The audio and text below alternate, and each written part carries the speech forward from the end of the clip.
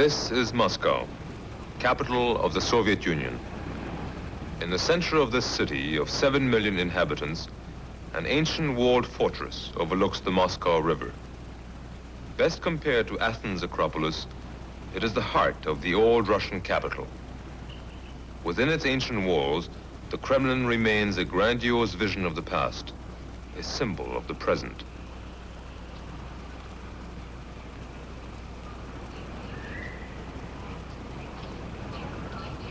Until a few years ago, it was closed to all but the top Soviet leadership. Now, most of the Kremlin is an open museum, and at given hours, visitors stream in to view the priceless art treasures of the past. But at all hours, the leaders of the Soviet Union and its Communist Party drive through these gates to their offices.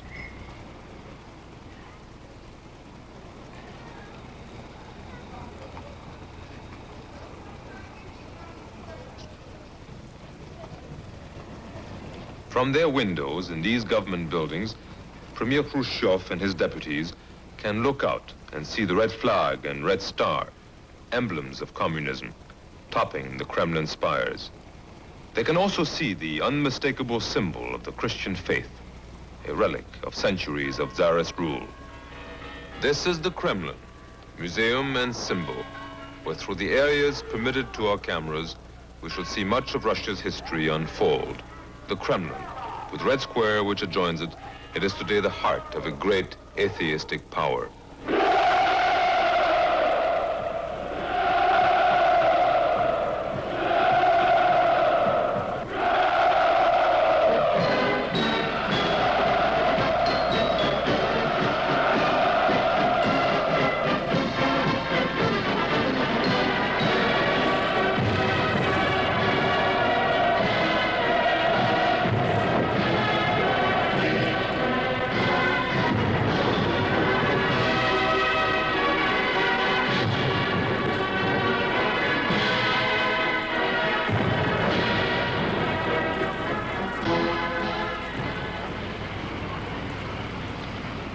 Although the Soviet power was seized in the name of the people, for many years the people were not welcome inside the walls.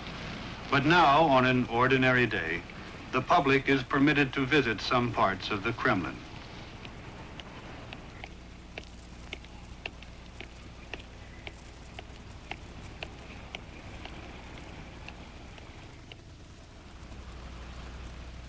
The past and the present of Moscow's Kremlin are focused here in the Grand Kremlin Palace, constructed a century ago under Nicholas I to replace one built for the Empress Elizabeth.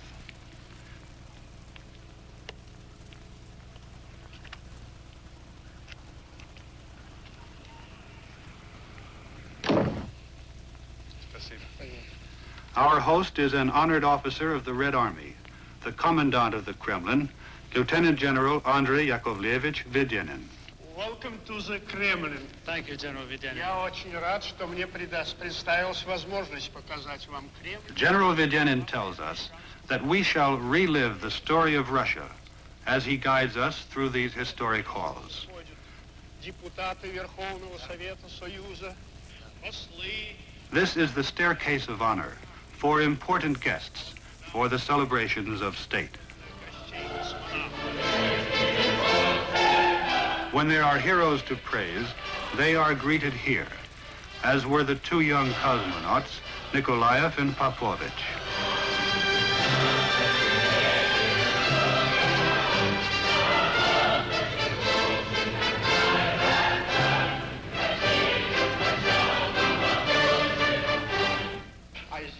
Musicians on that occasion played Glinka's Glory, Glory to the Russian People. The most lavish of Kremlin celebrations are staged in this great hall, named for St. George, the patron of Moscow, and for the military order of the Tsars established in his name. It becomes a banquet hall, tables laden with food and drink, the heady atmosphere of power and success. The latter-day Romanovs danced here. The present leaders proposed toasts to the ultimate victory of communism. И в течение 2 недель здесь дети These apartments were made for Romanov monarchs who spent most of their time in Petersburg, only occasionally visiting Moscow. The Soviet regime uses them for small receptions. Here too is held the ceremony in which a new ambassador presents his letter of credence to the Soviet government. Traditionally, all the officers of an embassy accompany their ambassador on this occasion, as when Ambassador Foy D. Kohler took up his duties for the United States in Moscow. Will encounter the sympathetic cooperation of Your Excellency and of the other officials of the government of the Union of Soviet Socialist Republics.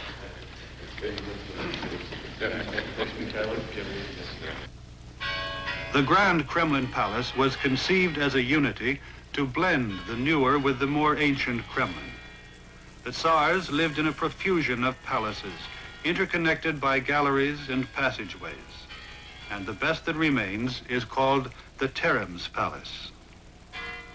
In the Terems and the even more ancient chapels and halls that adjoin it, we can feel the presence of the terrible Ivan, the first Romanov, Michael, the young Peter, who grew up to hate the Kremlin and eventually built the new capital of Petersburg to get away from it.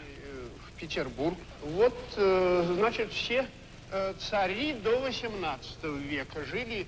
General Vedenin is proud of the labor of the new regime to preserve these authentic precincts of the old. А дальше мы видим уже другую архитектуру, архитектура 19 века, архитектор Том. Side by side with the oldest area of the Kremlin stands the newest, an architectural leap from the past to the glass and steel of today, the new Soviet Palace of Congresses. The new palace has brought public life into the Kremlin on a large scale. It is used regularly for concerts, opera and ballet performances. A portion of the Bolshoi Theater's season has been transferred to the new palace, with its enormous audience capacity. The buffet, offering caviar and champagne as well as less exotic refreshment, is on the top floor overlooking the city and its Kremlin. To the big stage in the auditorium below are brought many important foreign artists, as well as Soviet companies staging traditional Russian classics, such as Mikhail Glinka's opera, A Life for the Tsar.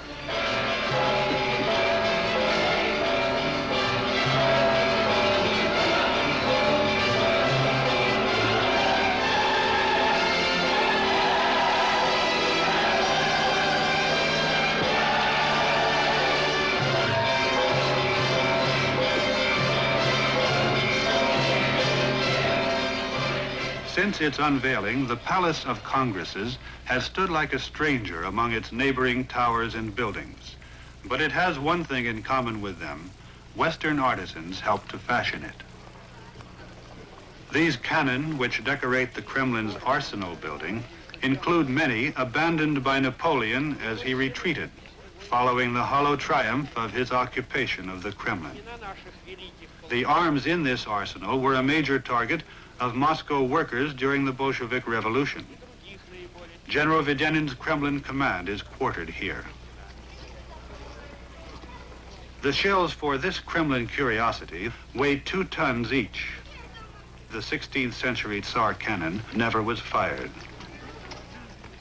A companion piece, the 18th century Tsar bell, never rang, but it has a story to tell us. The story of great fires which repeatedly swept the Kremlin, destroying all but the most durable structures. The intense heat from one such fire cracked the Tsar bell before it could be properly mounted. The cathedrals here on Cathedral Square are the oldest surviving buildings. They were the places of coronation and of burial. The Kremlin was also the spiritual seat of power. The faith which these churches, now museums, represent is officially discouraged, but the atheistic state preserves and restores them as treasures of art and history. The Annunciation was the Tsar's family cathedral. When attacking armies began to use artillery, General Videnin explains to us, the wooden Kremlin walls were replaced by these battlements of brick. They have stood for 5 centuries, sometimes resisting attack, sometimes not. The ornamental spires and tent-shaped roofs on the towers were added when the rulers mistakenly thought themselves secure. The Bolsheviks, the last to storm and capture the Kremlin, repaired the Spassky clock, tore down the structures they didn't like, and restored the rest. These walls, with their 20 individual towers, enclose a triangle of more than 65 acres, with government buildings, palaces, churches, monuments. This is not Russia's only Kremlin. It is the Moscow Kremlin. It is the Kremlin that in almost every age of Russia's history has reflected the character and symbolized the power of Russia's rulers.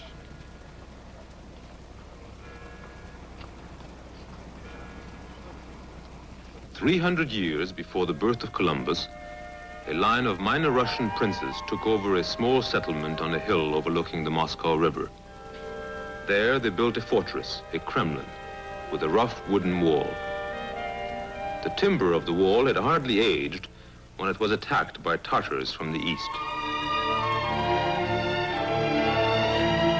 The Tatar Golden Horde, Asiatic warlords, burned Moscow to the ground.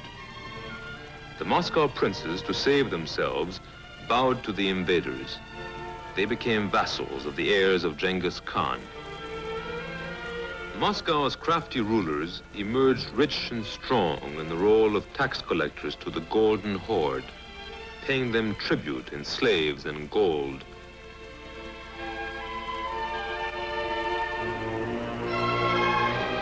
A new Kremlin, protected this time by a wall of white stone, became their citadel. Drawn by the strength of this stone wall, leaders of Eastern Christianity moved to Moscow. They brought guidance and the power of their blessing for their rulers.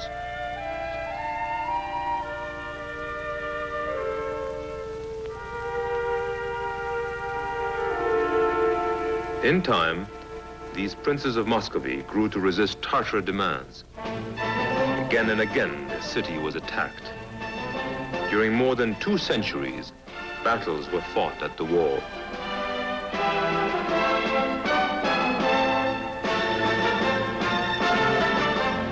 At last, Moscow defeated the Tartars. The Moscow princes were sovereign. They were to emulate the Tartar idea of the absolute, all-powerful ruler.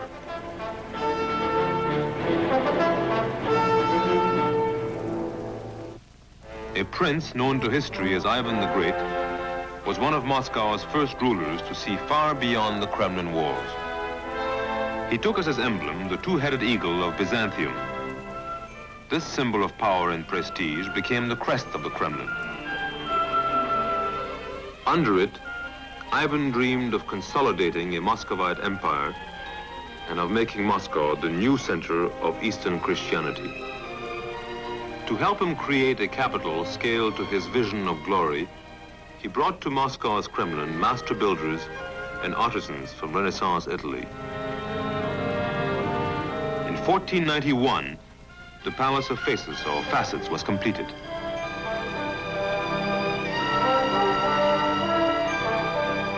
In its great hall, Ivan's throne was installed amidst the elaborate ritual, the pomp of a new court.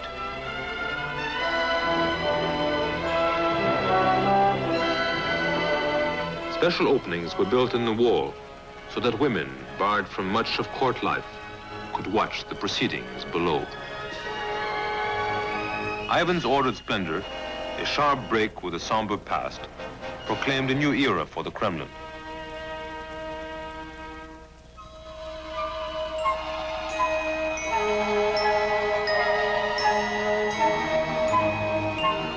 Three great cathedrals were built. The Annunciation, designed by Russians, but showing the influence of Italy. In its windows open to the sun, and in the soft, luminous glow of the interior, where court marriages and christenings were celebrated.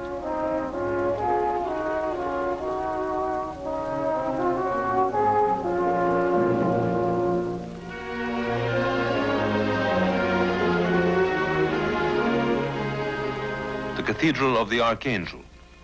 Here was consecrated the burial ground of the Kremlin's princes and later of its tsars, watched over by holy icons.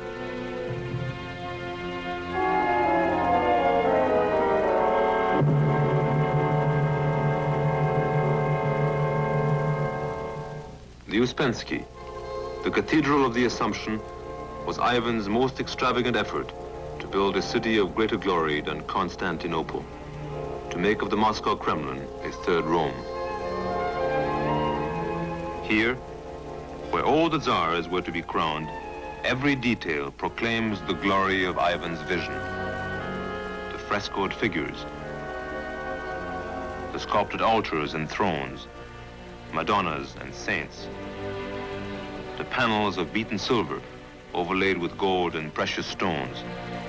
All these to proclaim there is nothing above Moscow but the Kremlin, and nothing above the Kremlin but heaven itself.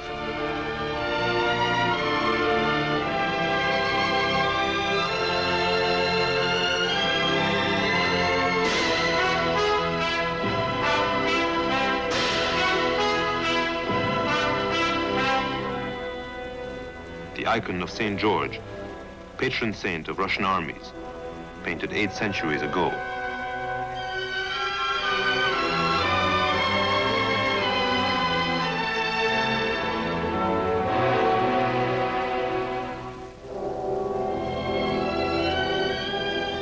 The Virgin of Kazan, said to be an icon of miraculous powers.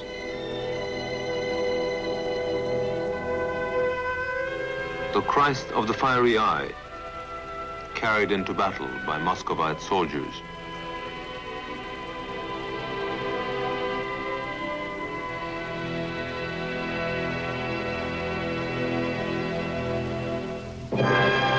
Another of Prince Ivan the Great's most lasting gifts to his heirs was a massive wall of red brick that still girdles the Kremlin today.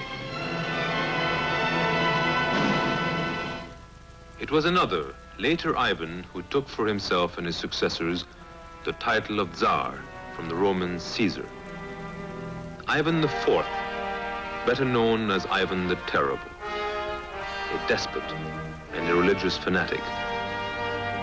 He ordered a church built to celebrate a military victory, the Cathedral of St. Basil the Blessed in Red Square, just outside the Kremlin wall. Tsar Ivan, the legend goes, was pleased with this monument to his faith. So pleased that he had its architect's eyes put out to keep him ever from creating anything of equal beauty.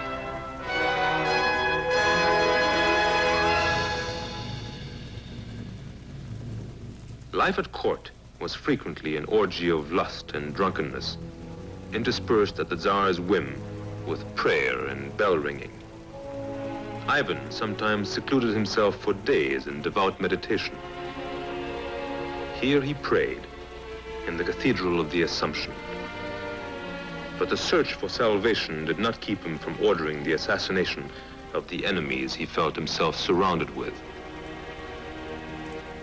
Although Ivan was spared excommunication, his presence in the Kremlin cloisters was ruled a sacrilege. The churches where he had prayed, which he had supported and embellished, closed their doors to him.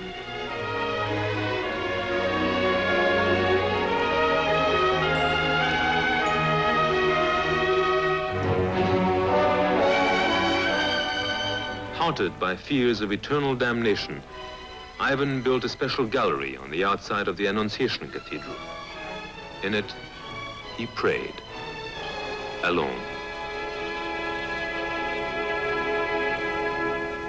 An icon shows the Tsar brooding on his sins, sins that he was to expiate tragically within his own lifetime.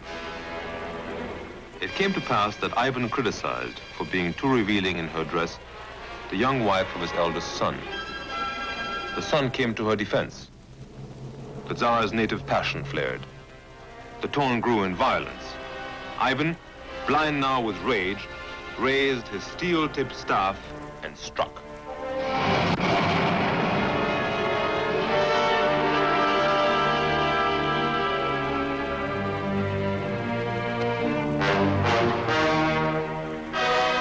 The Tsar's heir apparent, his first and favorite son, died in the arms of his horrified father.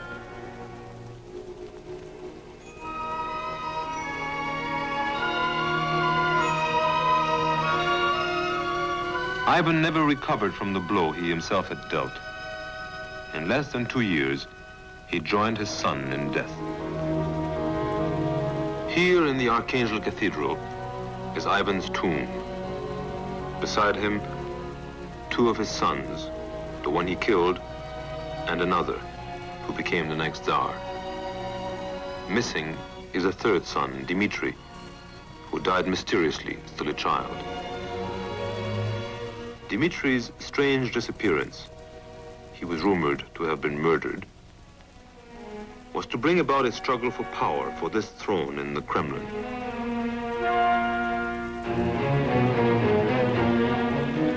In time, a clever nobleman, Boris Godunov, gained the throne.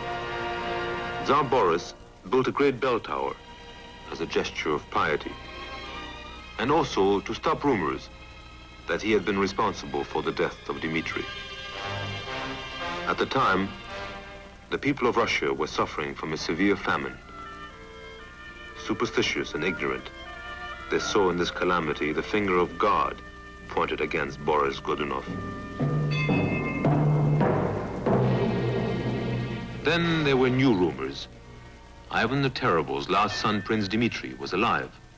He had escaped death miraculously. This, his tomb, was empty, the rumors said.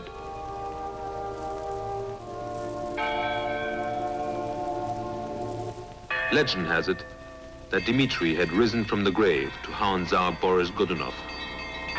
The Tsar imagined he was seeing the murdered prince in his Kremlin apartments.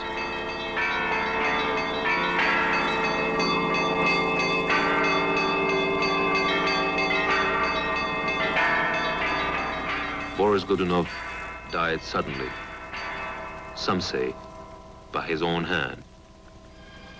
2 months after Boris died, the throne in the Palace of Facets was usurped by the man he had feared most, the false Dmitri, the pretender, brought to Moscow by Polish arms.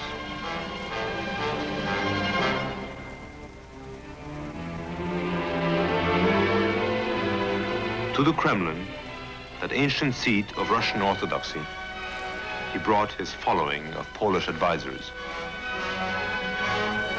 Soon, Moscow was rumbling with discontent.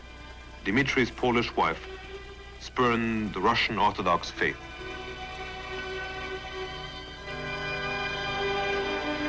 Dmitri's foreign supporters were his undoing.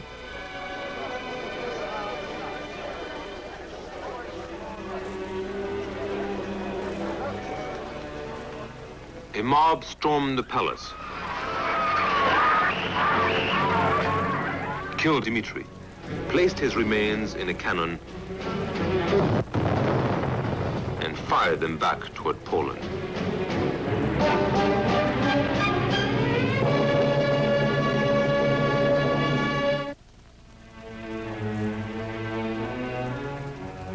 Behind the walls, a new dynasty came to power, the Romanovs, who were to rule for more than 3 centuries. Through the gates of the Kremlin where they dwelt came little of the currents of Renaissance and Reformation, which had long been sweeping Western Europe. Their palace, remote within the Kremlin, was a symbol of the country's isolation from Western Enlightenment. The Tsars, absolute rulers, suspicious of everything, trusting no one, lived here in fear of their lives.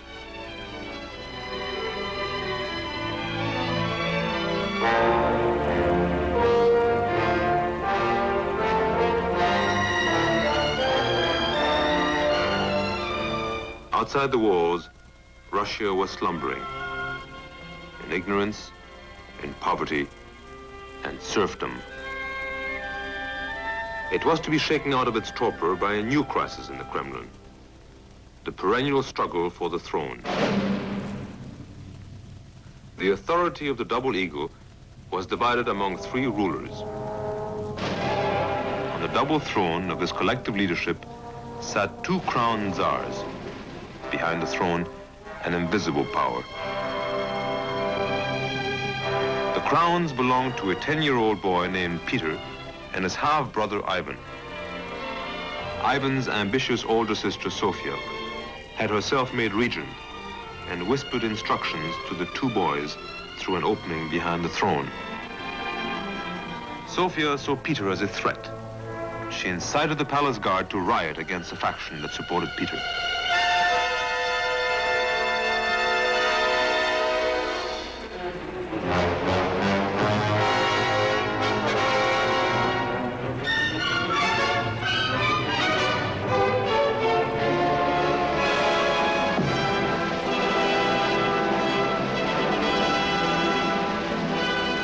Before young Peter's eyes, members of his own family and friends were hacked to pieces, their bodies flung from the windows.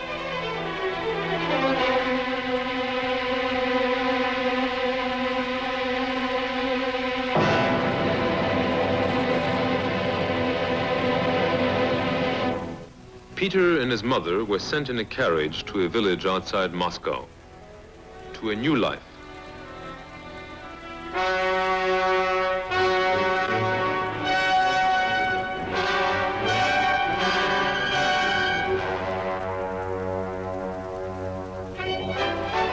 For the next 7 years, the young Tsar was the object of Sofia's intrigues. Peter's main interest was soldiering. He created his own military units, platoons and companies. His soldiers trained to rigorous standards and used the latest weapons of the day. When the palace guards attempted another seizure of power for Sofia, Peter himself and his troops tortured and hanged them by the thousands. Their corpses were left to rot, hanging from the battlements overlooking Red Square, a warning against further dissidents.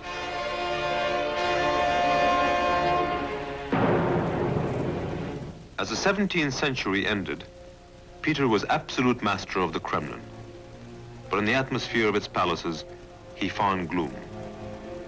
The Terem Palace reminded him of the brutal events of his childhood. The Tsar had breathed the intoxicating air of Western Europe. The encircling wall of the Kremlin began to suffocate him. The nearly 7-foot-tall Tsar, who would be remembered as Peter the Great, made a bold decision. Boasting that he had taken Russia from non-existence to existence, he abandoned Moscow and its Kremlin.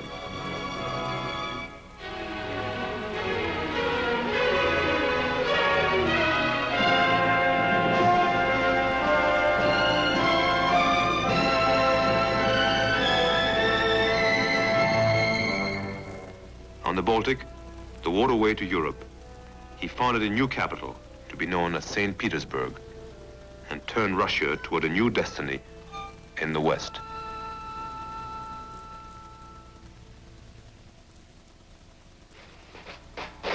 In 1812, Napoleon brought the West to Russia in his own way.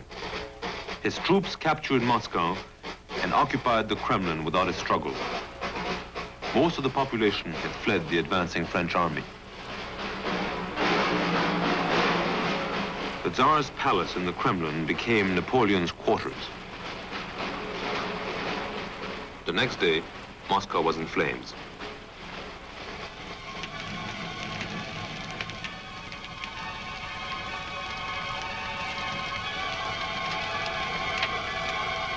For 4 days and nights, the fires raged. 2/3 of the city was destroyed. The French took harsh reprisals against arsonists and looters. At the same time, their own troops plundered the riches of the Kremlin.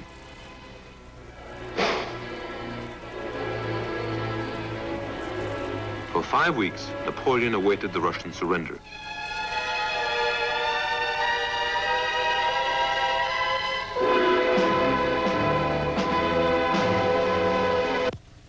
As a parting gesture, Napoleon gave orders to blow up the Kremlin, but the attempt failed.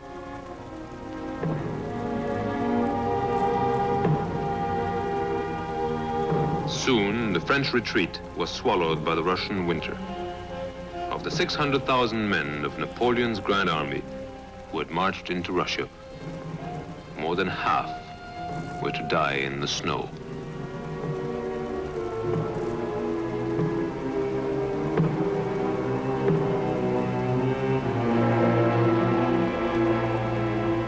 Cannons left by the retreating French were hauled back to the Kremlin and ranged along the wall of its arsenal.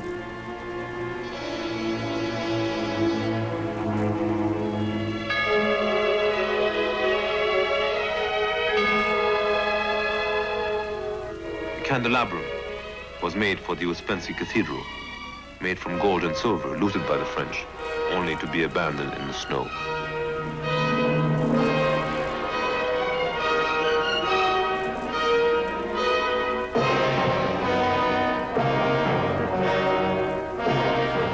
Golden Cross, stolen from the Kremlin bell tower, was recovered and replaced.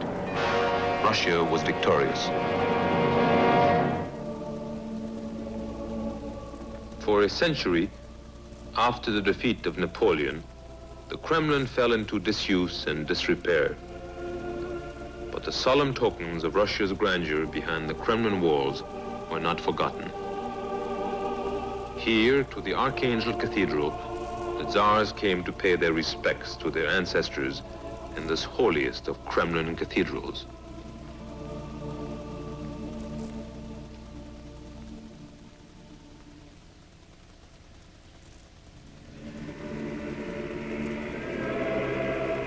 Watched over by the 15th century icon of the Archangel Michael were the tombs of Russian princes and Tsars, from the founder of Moscow to the predecessor of Peter the Great, a chronicle of the Russian monarchy.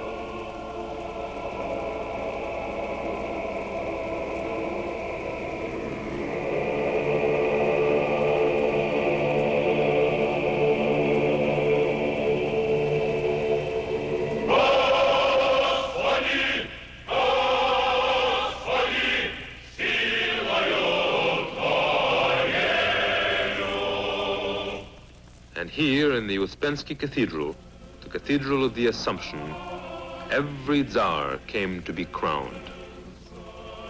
The long, solemn procession entered the cathedral behind the traditional censers. Behind the members of the imperial family came foreign kings, selected members of the court, dignitaries of state carrying their regalia.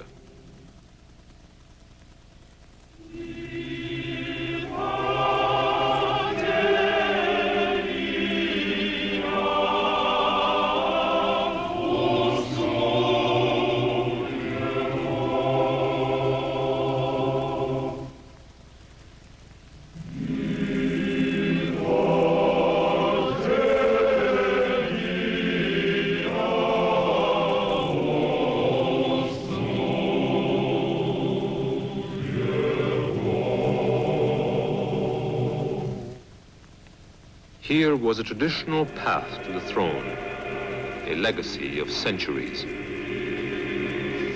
The ivory throne of Ivan III and Ivan the Terrible. The throne of rubies, turquoise, and pearls, of Boris Godunov, the throne of Alexis Romanov, studded with 876 diamonds.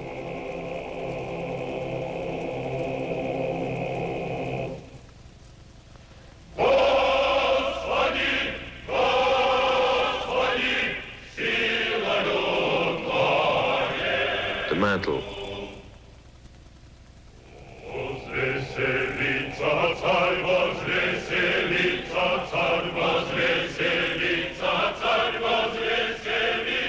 And the crowns.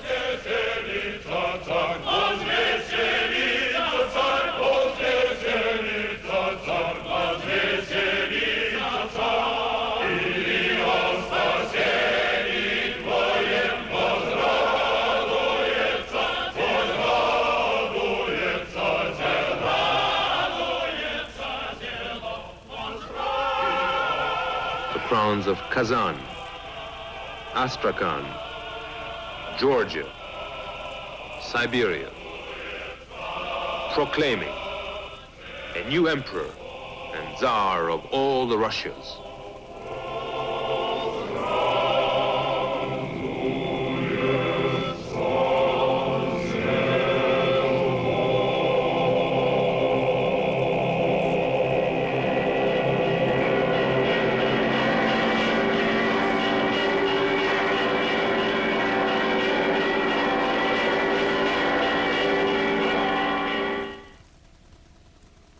Nicholas II, last Romanov to rule, was crowned Tsar and Emperor in 1894.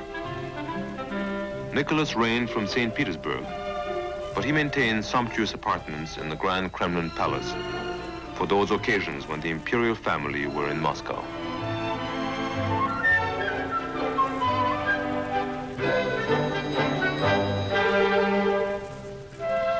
During such visits, the Kremlin came to life again.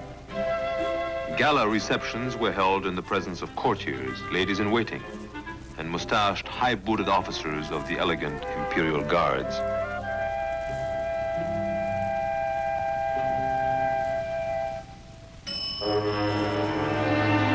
At times, the Tsar retired to this study to meditate, but meditation did not meet the needs of the country. Russia's new middle class led a revolution. After 3 years of war and suffering, the myth of Tsarist power collapsed, and the long reign of the Tsars came to an end. A new regime spread to Moscow and the Kremlin.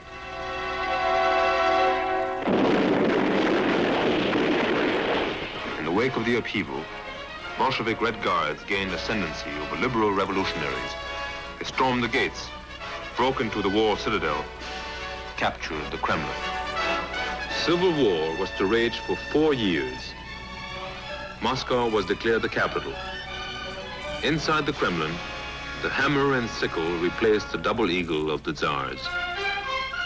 The red flag flew on top of the old Senate building, eventually to be known as Sverdlov Hall.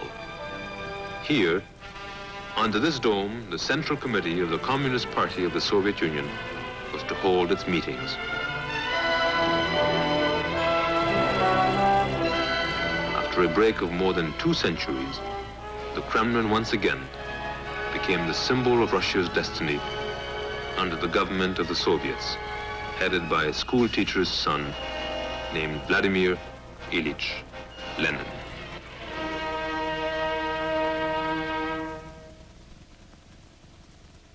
When the Red Star replaced the Byzantine double eagle on the Spassky Tower, the Savior's Tower, the symbol was clear for all of Russia. Today's Kremlin serves the leaders of the Communist Party and the government, and General Vedenin will show us where they work. This building was designed for the Senate, which Peter the Great had created as a leading organism of government. Today, it is the Council of Ministers building. If we were on our way to see the chairman of the Council of Ministers, we would take this staircase to his office. Mr. Nikita Khrushchev's predecessors had their offices here. Mr. Bulganin, Mr. Malenkov, Mr. Stalin, and the predecessor of them all, Mr. Vladimir Ilyich Ulyanov, known as Lenin. Within 6 months after the Bolshevik seizure of power in Petrograd, Lenin was living and working here in the Kremlin. His small apartment was just a few steps from his office down the hall, and reflects the austerity on which Lenin insisted in his personal life. The work of inventing his new form of government, step by step as he went along, absorbed him far into every night, and he seldom left this wing of his Kremlin headquarters.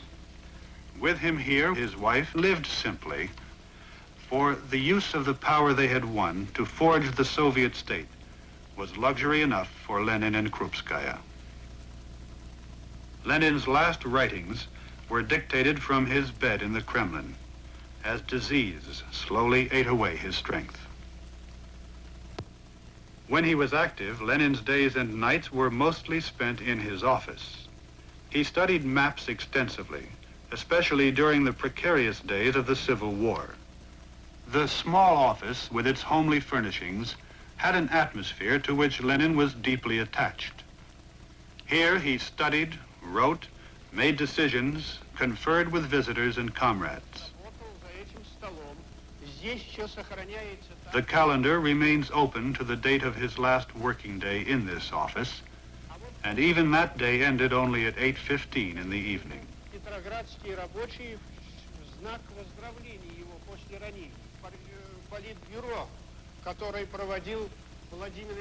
Lenin and his commissars, Stalin, Trotsky, Dzerzhinsky, and the others, met frequently, usually at night, in a conference room once called the Red Hall, adjoining Lenin's office.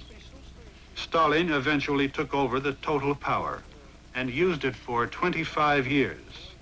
Yet we find here today no visible trace of Stalin's memory.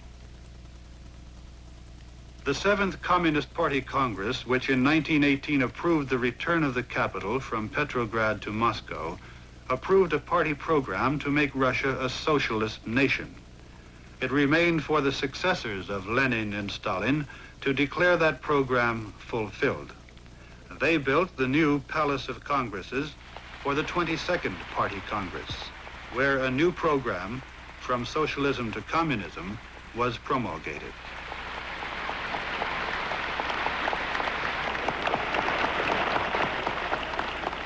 For the new leadership, the Kremlin is no longer a place of residence, but it is still the showplace of power.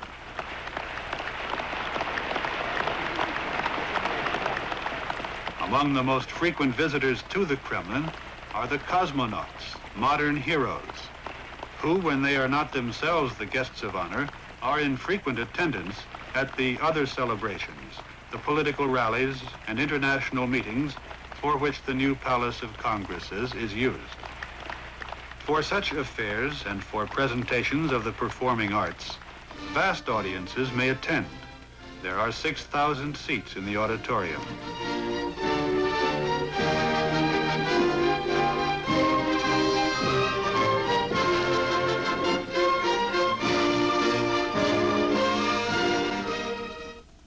General Vedenin has brought us back to the Grand Kremlin Palace, where 2 richly ornamental halls were remodeled into one large chamber to accommodate the Supreme Soviet.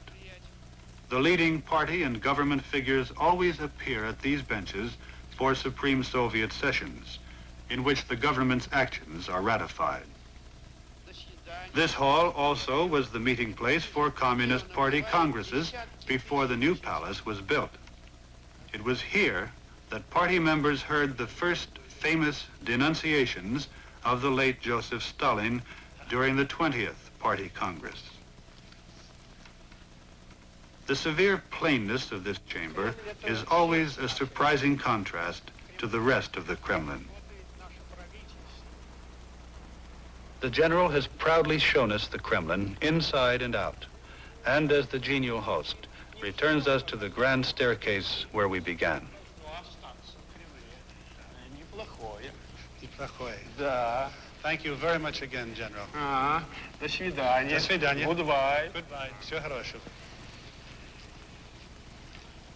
The Kremlin gate nearest to the Grand Kremlin Palace is actually in the Borovitsky Tower. But tradition impels a visitor to choose the Spassky Gate. It takes us back to Red Square.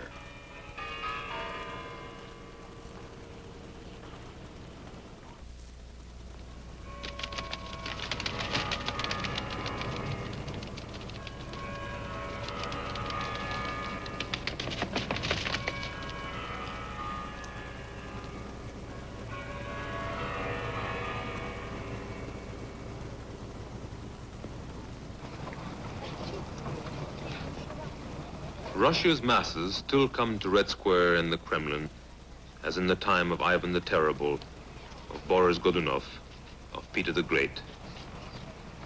Patiently they wait in interminable lines, no longer at the doors of the ancient cathedral of St. Basil, but before a monument of red granite, housing a glass case with the remains of Lenin.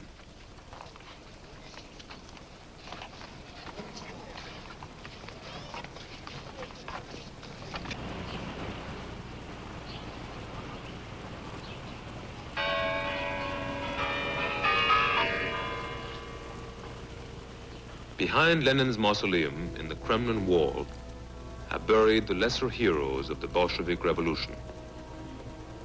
Here are the ashes of John Reed, a newspaperman from Portland, Oregon, who became an early champion of the revolution.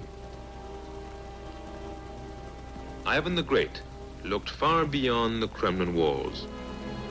Today's rulers look much farther. To them, the Kremlin is the driving force of a tide that must one day, they claim, engulf all mankind. These graves reveal a dimension of Kremlin influence which no Tsar in history had dreamed.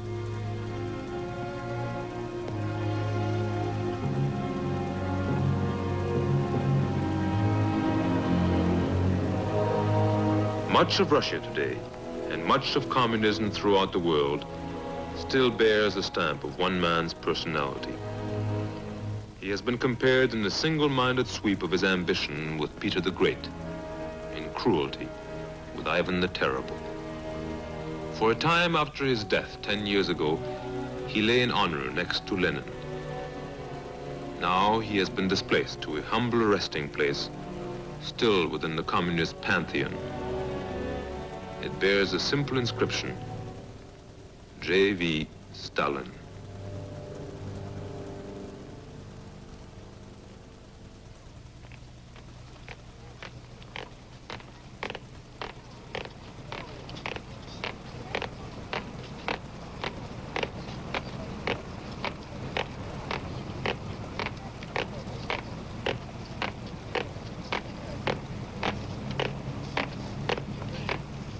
The guard changes, the times change. But for the Russians, in the words of one of their contemporary writers, for us, Soviet people, our Kremlin is not just ancient stones, not just a monument of Russian architecture. It is our history. Here in the Kremlin, you feel more strongly than elsewhere, anywhere, our yesterday, our today, our tomorrow.